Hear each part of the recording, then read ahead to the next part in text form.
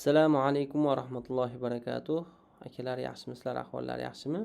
Xo'p, biz sizlar bilan qimmat narsalarni arzon o'rganishda davom etamiz, ya'ni tekinga. Xo'p, qaranglar. Mana shu hozir ko'rsatadigan bitta indikatorimi bir odam o'z kanalida sotgan vaqtida mana shu indikatorni oluvchilar bo'lgan. Tushunyapsizlar? Men bu narsani nima uchun aytyapman? Ya'ni mana shu sizlar tekinga ko'rayotgan narsani odamlar pulga olishga rozi bo'lgan va sotib olishgan. Tushundinglar-a? Uni narxi 1,5 ming dollar bo'lgan. Xo'p, qaranglar endi. Sirasi kirib ketib qolyapman-ku. Ko'rayotgan bo'lsanglar, umumiy treyderlarga umuman notanish bo'lgan grafik. Bunday grafiklarda tajribasi bor ham o'ylanib qoladi yoki hali men kutishim kerak degan narsa bor. Tushunyapsizlar? Hali men kutishim kerak degan narsa bor. Xo'p. Bizga bitta yo'nalish berishligi kerak degan narsalarni qo'yishadi. Tushunyapsizlar? Bular endi asosan yarim soatlikda qilinsa yaxshi bo'lsa kerak. 15 minutlikda, ya'ni ham daqiqroq bo'lsa kerak. Kelinglar shuni ko'rib chiqamiz. Xo'p, 15 minutlikda mana biz sizlar bilan hozir bir dona indikator orasida biz bunga nimalar yasaymiz? Support va resistance zonalar, ya'ni qarshilik, qo'llab-quvvatlash zonalarini yasaymiz. Boshqa yo'nalish yo'q bizda, chunki bu hali o'zi yasamagan. Lekin biz buni analiz qilmoqchimiz. Tushunyapsizlar? Xo'p, mana bu fiksirованный profil объемani men mana bu yerdan oldim. Mana boshdan kerak. Oldim va mana shuni boshidan oxirigacha tortdim.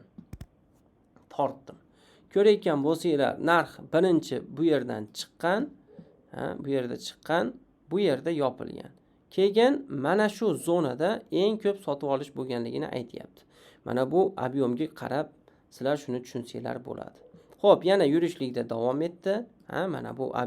Mana bu shamda ham rosakam объем kirdi. Ya'ni sham bilan объем, mana bu ko'rinayotgan shamcha bilan, yaponskiy shamlari bilan объемdagi nima ko'rinish bir xil bo'lsa, bu kirayotganligini anglatadi mana. Ko'ryapsizlar? Ana shu uchun ozgina yurdi. Mana shuncha tepaga, pastga, yonboshga qarab yurgan paytda, bitta liniyani ichida. Mana shunga bu borada объем kirdi. Shu sabab bu o'sdi. Nimaga bu yerdan qaytdi? Chunki mana bu yerda nima bor edi? Bo'shliq bor edi. Ya'ni bu yerda oluvchilar topilmadi. Ya'ni bu yerda naborot narx pastga qarab ketdi. Mana shu bo'shliq o'zi отдельно bir tema, lekin mana shu bo'shliqni to'ldirgandan keyin bu qaytishlikda davom etdi. Endi biz buni qanday dalshi nima qilamiz? Analiz qilamiz. Dalshi biz mana shu zonaga coinni tushishligini kutamiz. Chunki bu yerda biz bu coinga kirishligimizga hech qanday sabab yo'q. Imенно mana shu объемni ko'rayotgan bo'lsangiz, hozir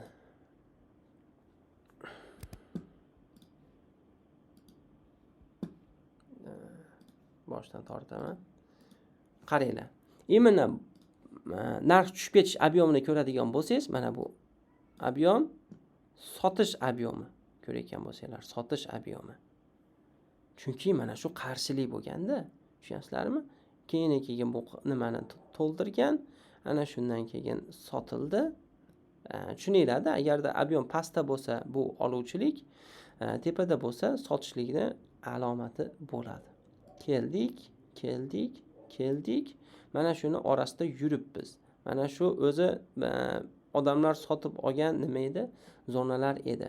Lekin biz buni mana shu yerga tushishligini kutsak, mana bu katta объемlar olinadigan joyga, ya'ni insonlar boshida rozi bo'lib olgan joyga tushsa, mana shu joyda keyin shamlariga qarab turib, yana dalshi mana bu qarshiliklargacha, birinchi qarshiligimiz bu bo'lsa, birinchi tepa shu yerga, ikkinchi tepa esa bu yerga qo'yiladi. Vallohu alam, buni biz nima qilamiz? Kuzatamiz inshaalloh. Hozir men nima qilib qo'yishim kerak? Bu yerda esimdan chiqib qolmasligi uchun mana shu zonada, bu zonagacha nima qilaman? Nima ochib qo'yaman. Ya'ni kelib tushib ishlashligini ochib qo'yaman inshaalloh. Keyin sizlar ham natijasini ko'rasizlar. Allohu a'lam. Xo'p, mana akalar, biz ochib qo'ygan limitimizga keldi. Kelgandan keyin 20% yurib bergan. 20% yurib berganligi uchun bu yerda shamlarda biz qarshilik ko'rishimiz mumkin. Mana shu sababdan bu yerdan pastga reaksiya oldi. Hozir yana bir marta nimaga kelgan? Limitga kelgan. Bu nima uchun? Bu yerda ob'yom bor edi. Biz buni nimasini limitini ochib qo'ygan edik. Ya'ni bu yer sapr zonamiz bo'lib aylanib qoldi. Yangi coinlarda mana shunday analiz qilib bemalol foydalansanglar bo'ladi.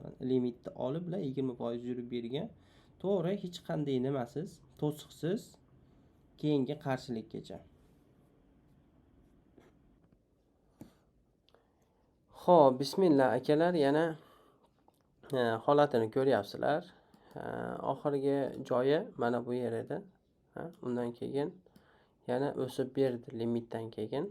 Stopni ko'rayotgan bo'lsanglar, urgani yo'q. Chunki bu ana shu biz stop qo'ygan joydan ob'yom kirishda boshlab, shu bilan narx ko'tarilishlikda boshlagan. Keyingi nimagacha yetib bora olmadi.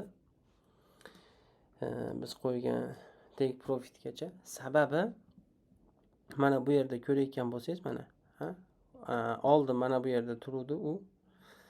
Ya'ni qaytaruvchi sotish o'rinlari bor edi. Endi bu yerda yasaldi. Ob'yomda ko'ryapmiz, qaytaryapti mana shu. Qaytishligida mana bu yerda nima qizil shamlar ko'ryapsizlar. Bu sotish shamlari. Mana bu ob'yom ularni tasdiqladi. Demak, bu yerda sotildi. Yana qaytib keldi. Qaytib keldi nima uchun? Bu ham sabablari bor. Hozir tushuntirsam chuqurlashib ketamiz. Sabablariga ko'ra qaytdi, lekin umumiy holatda eng katta sotish mana shu zonada hozir. Ana shu sotishni tagida turibdi. Eslasanglar, bu mana bu yerdan olishni boshlanib, ko'tarilib kelayotgan narsa edi. Endi sotish bo'lgandan keyin g'oliban bu oqishligi kerak bo'ladi endi. Tushunyapsizlarmi? Pastga qarab tushishligi to'yinki mana shu yana shunday ob'yomlar kirib, buni ushlab qolmaguncha, agar ob'yom kirib ushlab qoladigan bo'lsa, yana harakat qilib savdo qilinaveradi. Shunday savdo qilinadi. Misol hozir yopib borsak ham biz bunda nimadamiz? Foydadamiz. Agar nima qilgan bo'lsak, profit qo'ygan bo'lsak, take profit qo'ygan bo'lsak, mana bu joyga yana 21% olingan bo'laveradi. Tushunyapsizlarmi? Xuddi shunday savdo qilinadi. Allohu a'lam.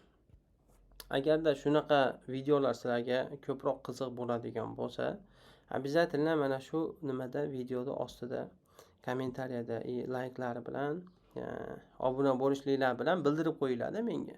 Men bu narsalar chiqarishdan hech qanaqa nima qilmayman. Ko'rayotgan bo'lsanglar, mana meni unchalik vaqtimni ko'p olmayapti. 1 minut, 2 minut shu 3 marta video bo'lib qildim. Boshida yaxshi tushuntirdim.